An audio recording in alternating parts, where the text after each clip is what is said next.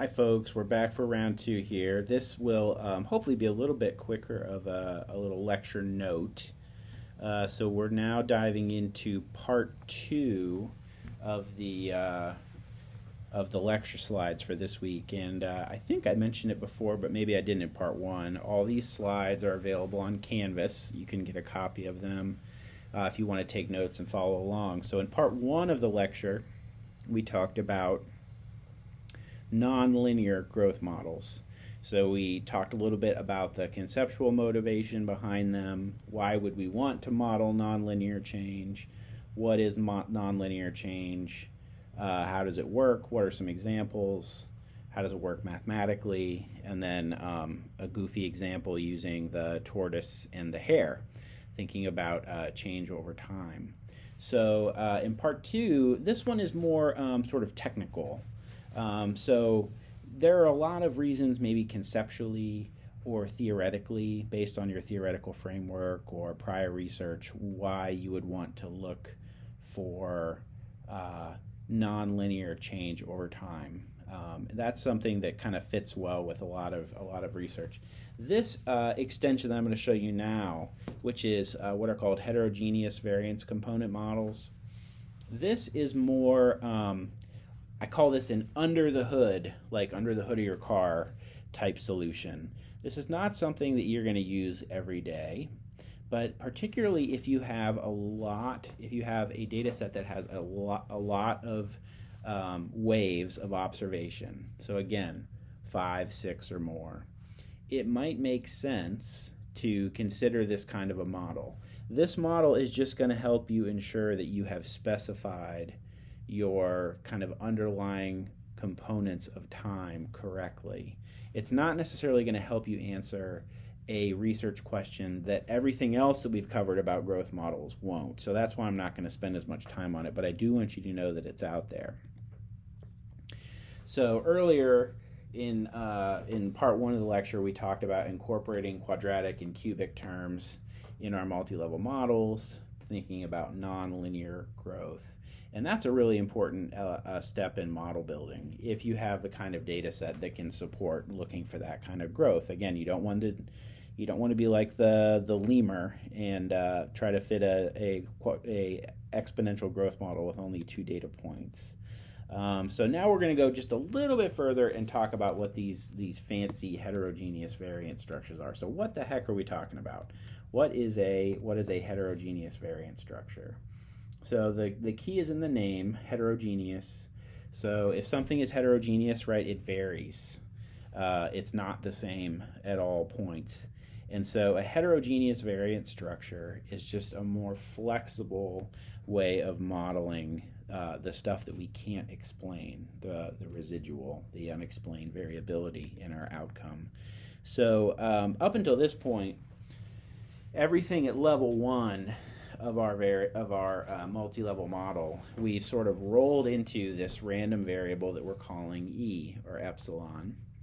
And that accounts for all the unexplained variation in our outcome at the first level. And that might be variation between people, or it might be, in the case of growth modeling, variation between observations that are not explained by the component of time.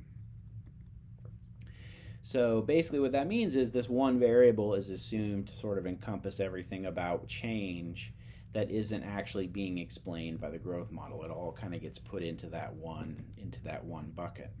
So that's a strong assumption. It's an assumption that we make a lot because in many cases it doesn't make a huge difference to try to specify something more fancy. But if you have the capability to test something that's a little more fancy, it's not a bad idea. There are other possibilities if you have those sort of extended waves of data. So what happens with a heterogeneous variance model is that you include not just one sort of term, epsilon, at level 1. You actually include a set of those random variables at for each time point of observation to help explain that variation. And so this can be a much easier assumption because you're basically saying everything that's unexplained at time 1 is associated with this random variable. Everything that's unexplained at time 2 goes with this one, time 3 goes with this one, as opposed to everything goes with this one variable, this one random variance, and we expect that that is sort of normally and independently distributed. You know, it's kind of a stretch to say that that assumption always holds. So to make it relatively easy, as we add these individual variables, we basically are making the assumption that they're independent and uncorrelated. Otherwise, it gets super messy. So, okay, so what does this all mean? Again, I don't want to put too much emphasis on this. It's important enough, in my opinion, to include it in the course, just because I want you to know that beyond sort of estimating a growth parameter, linear or nonlinear, and an intercept, and how those things differ by groups, there is this other approach too that you can think about if you have the capability to look at modeling the underlying structure of your variation as well. So how would you do this? Say you had the data set to be able to do this. First of all, you'd build a growth model like you normally would. You'd add predictors, you'd try nonlinear growth parameters, you'd test random slopes, and then as a last step, compare a typical structure to what I'm about to show you, and the model with the lowest BIC wins. Again, this should not impact the interpretation of your model. It's just have you sort of accurately accounted for the dependencies in the data set. And again, if you only have 3 time points, a regular structure is perfectly fine here. You don't need to think about this unless you have the right kind of data. So here I'll show you why these things get pretty complicated. So the idea behind, let's say you have a data set where you have 6 waves of measurement. So you've collected data from people 6 times. One approach would be at level 1 to, instead of estimating one epsilon term, one error term, to explain all the variability at level 1, you can specify 6, so E1 to E6. So here's E1, E2, E3, E4, E5, E6. I think I might even have 7 there. There should be 6. Oh boy. Yeah, so imagine 6 zeros here, and then a matrix, a 6 by 6 matrix as well.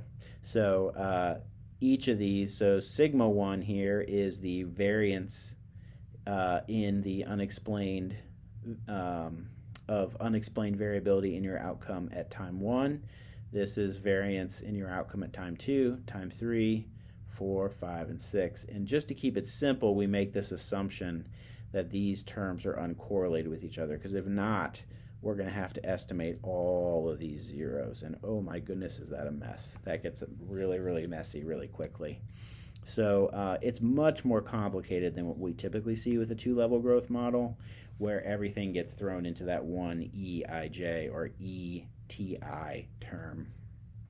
Here we have separate random effects for each of those. So again, this may be more or less realistic, especially if things are spaced out pretty far. Then you might expect the time points to sort of be distinct. So it does make sense to include a error term across each time point, perhaps. But it adds a lot of parameters to estimate to your model, so you want to use it sparingly. Okay, so yeah, like I said, I don't want to dwell too much on this. I just want to show you that it's possible. And this is the code and output of what this looks like in Stata. And I'll go more in depth on this on the actual videos, but just to show you, the big thing that's different here is the level 1 variance area, which is this part down here, the residual area. So if you look at the bottom, we now have an estimate of the variance at 1, 2, 3, 4, 5, 6 separate time points. And what's interesting is this actually changes a little bit. So the variance is larger at the early time points, and it's less large at the later time points, which means the model might actually be doing slightly better at predicting change later in the in the time frame than further away in the time frame. So in other words, what happened more recently is more strongly predictive than what happened longer ago. So a model like this is able to account for that in some very flexible ways. And our users, this is the time when we have to shift and we have to use a different package. I know. So our faithful friend LME4 will not estimate this kind of a model. We actually have to use what's called NLME for nonlinear mixed effects models. And I think it's not quite as intuitive as a package as LME4, and so that's why I've held off until now. But if you want to do this kind of model, you have to estimate it in LME4. And you get the same kind of complexity here, and the complexity here is represented in this middle part. So each one of these 0, 1, 2, 3, 4, 5, these are all standard deviation estimates, not variances. So these are the square root of those variances. So these are standard deviation estimates of the unexplained variability at each time point. And again, you see it does vary somewhat from time point to time point, with the lowest standard deviation again in the later time points, 0.6, 0.8, and the higher variation in the early time points. So just another approach, a little bit fancier, but worth at least being aware of for now. Okay, so I think that's all I've got for this second part of the lecture. Stay tuned for the demonstration videos. So just to recap, this is more of an under the hood thing that I'm suggesting here. We're learning about heterogeneous variance models, and just so we know, if you have a data set that has a lot of waves of measurement, it's not a bad idea to test this kind of a structure.